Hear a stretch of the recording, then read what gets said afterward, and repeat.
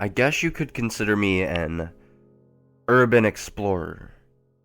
I certainly enjoyed the feel of discovery and architecture, though I never did like the nature of ruins. When my friends, who were more avid explorers, had asked why I didn't usually go along with them, I would simply tell them that I was busy with everyday life. Though, I've had a familiar fear of decaying and collapsing structures since I was young. When I was 6 years old, my family's house burned down from a fire caused by our heating source. My parents and I escaped, with only minor injuries, but I was petrified as I watched fires turn the house into ash and black stained piles of wood. For a while after the event, I suffered from panic attacks looking at fire and had to see a therapist for the remainder of my childhood. Considering my past, I would seem as the last person who would want to go to Centralia. It was an abandoned town in Pennsylvania, not too far from where my friends and I lived in Massachusetts. Ethan, one who was always crazy about this kind of stuff, came to my friend Zach and I with the idea that we should explore there next. Zach agreed immediately, though it took some persuasion to get me to go as usual. An aspect that stood out to me was that this was an abandoned town, not just a single building. I was much more relaxed to the idea of exploring an open area rather than a singular structure, and so I didn't have as much a problem with this adventure. Since we had already lived pretty much in northern Pennsylvania, the trip wasn't too long. It was about a few hours' drive, and it seemed to go by fast with the conversations we were having. We discussed general life and current events, until Zach began to ask questions about the town itself. Ethan had done a little prior research to the area beforehand, but nothing that would make us experts about what we were going to navigate. If what Ethan told us was accurate, Centralia was a decently populated town during the 1900s, with a population of around 2,700 residents. In 1962, an underground fire began in the town's mines, which led to the damage of the roads and other sections of land. The town became abandoned by almost all residents due to the insecurity of the ground and potential toxic smoke. What exactly caused the fire had never been fully confirmed, and almost none of the homes are still standing today. After a lengthy conversation of supernatural debates, we appeared to have arrived in some area of Centralia. Ethan confirmed this because of how the road suddenly became absolute hell, conditions that he would never even consider driving through. There were no houses around, just the broken road in front of us and the vegetated woods on the sides. Zach wanted to keep driving, but we called him crazy for making that idea. It actually took some unusual convincing to get him to leave the van. He was continually insisting that we should stay and keep driving. This was different, as I'm usually the one to show this kind of behavior, while Zach is often the adventurous risk taker. He gave in before things got heated. We walked for about an hour, though it felt longer because of the repetition of the event. There wasn't really much to see. Aside from the cracked and collapsed road in front of us, there weren't many indications that this was an abandoned town. It was more like an assortment of open lots and fields with a paved road running through. The road was always in the same condition as it was when we left the van. After walking for another hour, we came to a number of points where we should have seen a number of signs. Nothing of any strange nature, just warning signs of the hazardous roads and grounds, the usual keep out boards. Throughout the walk, we had seen nothing but the road and the fields beside it. Zach began to argue with Ethan, saying that he probably took a wrong turn somewhere and this wasn't Centralia at all. Ethan went against his claims until he found another aspect that was out of place. Along the road to Centralia, much writing can be found on the roads leading through it, enough to where we should have cited at least some by now. We grew tired of the repetition and decided to move back to the van to relocate. Being already hours down the road, the walk back became even more tedious. None of us were too tired, but considering the only interesting details to see were bushes and potholes, didn't make the journey any more pleasant. The worst of it was the heat, which I never really took serious notice of until that point.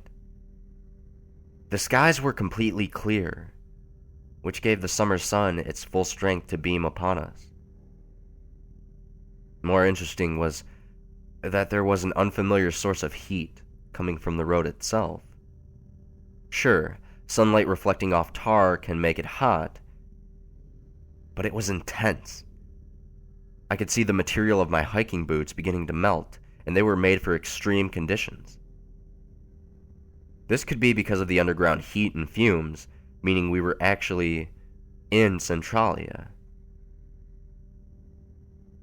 I wanted to say something, but considering we haven't found anything interesting anyway, I didn't see a point. In the midst of both the heat and land of nothing, we lost track of time. We had been walking in the opposite direction for more than a few hours now, and yet we haven't come across the van. I became slightly panicked at this. We all did. None of it made any sense. We had only walked forward and back on the same road. How the fuck could the van just disappear? There wasn't any way to spot a familiar area, as it all seemed the same going forward and back. Ethan and Zach argued on and on, as they had recently been doing. I was just ignoring everything, thinking of what the hell could be going on to cause this. Both the arguing and thinking stopped when we saw something ahead. A house. It looked as if it'd been mostly burned, which is expected considering the town.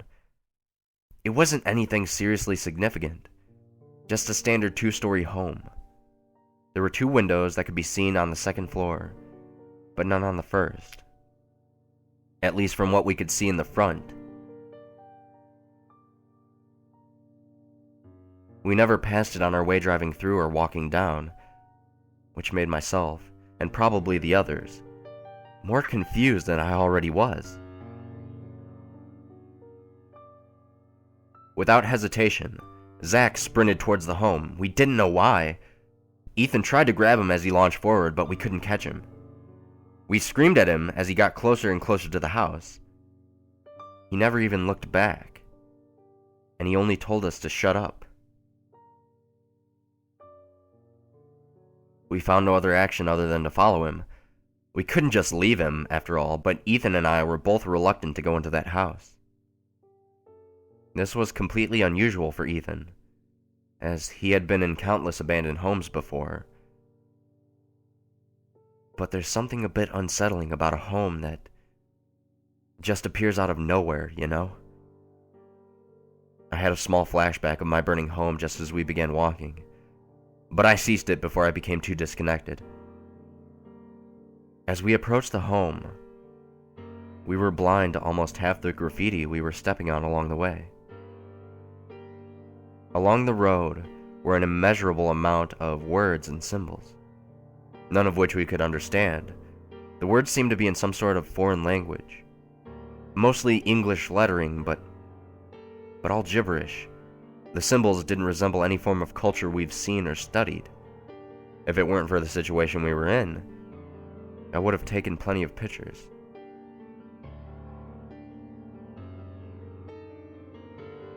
The walk seemed shorter than I wanted it to, but we arrived at the doorstep of the house. The door had a somewhat familiar symbol on it, but only because it resembled one I saw on the road. If I had to describe it in words, it looked like something you'd see out of a cult book.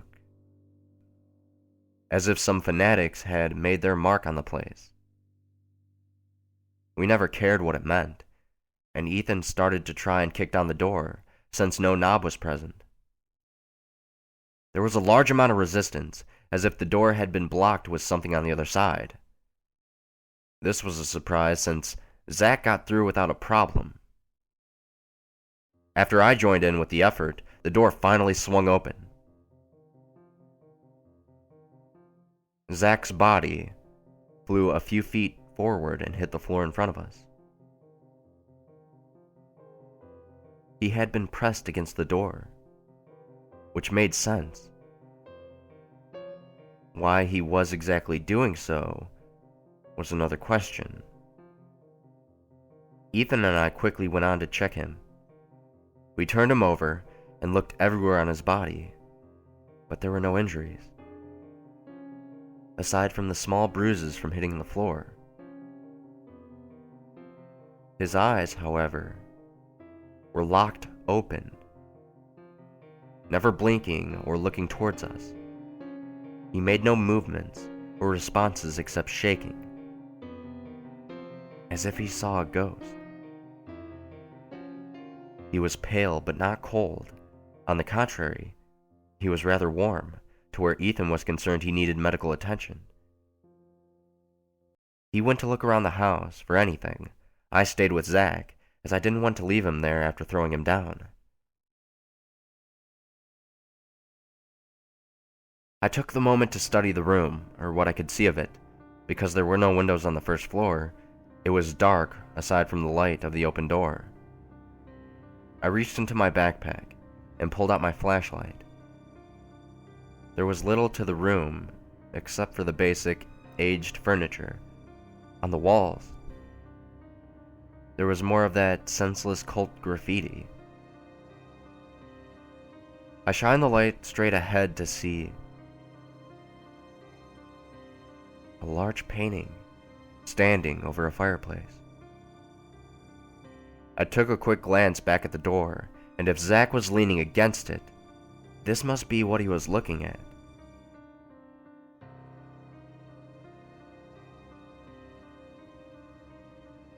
The painting left me still. It was of a hideous, demon-like creature. It had the face of what looked to be a man, but most of the skin was burned or ripped away. Its eyes were a dark color. One I couldn't pick up because of the limited light of the flashlight.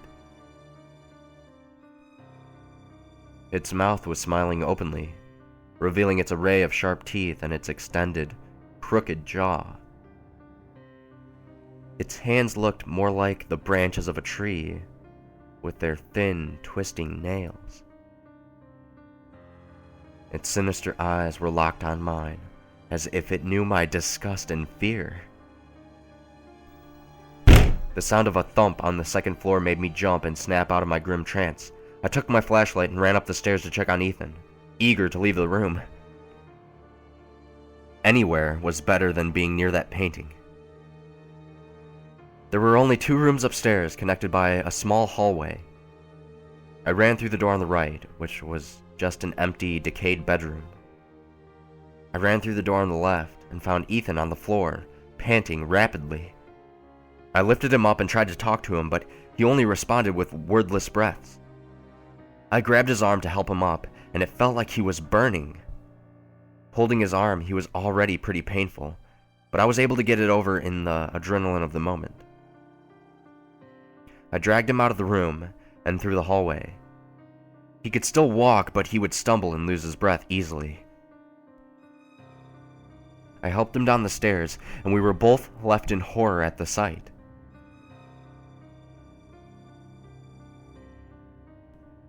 Zach. He was dead on the floor. His clothes had been burned away, and his skin severely burned, an ashy mess. I didn't have time to think of what had happened. I had to get Ethan and I the fuck out of there. I dragged Ethan towards the door, which was now shut. I violently kicked and knocked the door with everything I had. It felt just about loose when Ethan turned me over and pointed towards the opposite wall.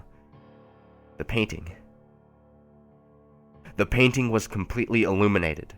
Despite the darkness of the room, it was completely revealed in its entirety. And more unnerving than ever, I could see its eyes perfectly now, which were a piercing, glowing orange. Its mouth looked wider than I remembered, and from the neck down, its skin and muscles were torn completely away, revealing a display of contorted organs and jagged bones. Ethan went into an all-out insanity. He clawed at the door to where his fingers bled, and then he ripped at the door's hinges. When he finally broke it loose, he threw it open, hitting me in the process, leaving me dizzy.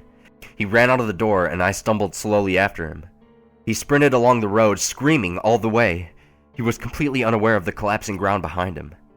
In his efforts, he tripped on one of the potholes in the road, and then was swallowed by the fissure. The whole world around me seemed to trail off at that moment for me. I was thinking, if all this was real, if I was trapped in a nightmare or a hallucination of my own phobias. I was awakened when I heard the quiet footsteps in the room behind me. I sprinted myself, but not on the road, as that was now laid to waste. I took a left to the surrounding fields. I didn't care where I was going, I just wanted to be out of there. My body was far too hot and exhausted. Had it not been for my fear of driving me, I would have collapsed minutes ago. Looking ahead, I saw a lining of the trees, which must have been the forest surrounding Centralia. I was almost there, almost free.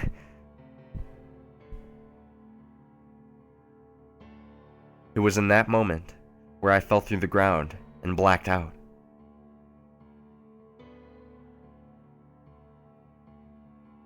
I woke up in darkness, with a thin lining of light above me.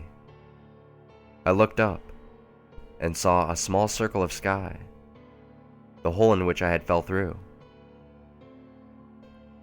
I thought I was in some sort of pit, but I could feel more space around me than that.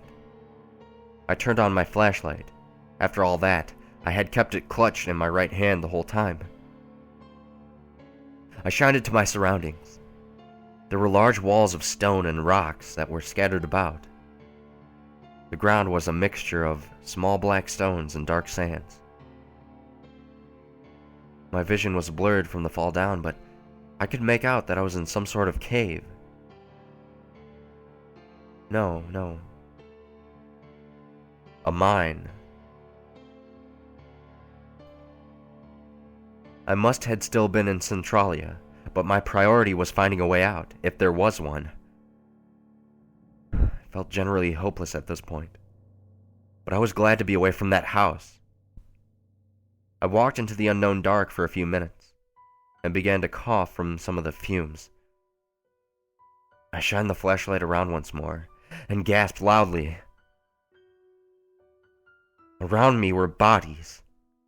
Skeletons, to be specific. I couldn't make out any of them as to who they were. They must have been trapped down here from the fires and collapsed of the ground. I observed a few feet further to see a symbol carved on the ground. The same I saw in the house and on the road. In the center of the symbol were candles, burned out from what looked to be long ago. From there, my fears rapidly returned. None of it mattered, though. It wouldn't compare to my fate at all. I looked only a bit higher to see eyes. Glowing, orange eyes. I then knew. I knew what had happened to Centralia. But I had no idea of what was about to happen to me.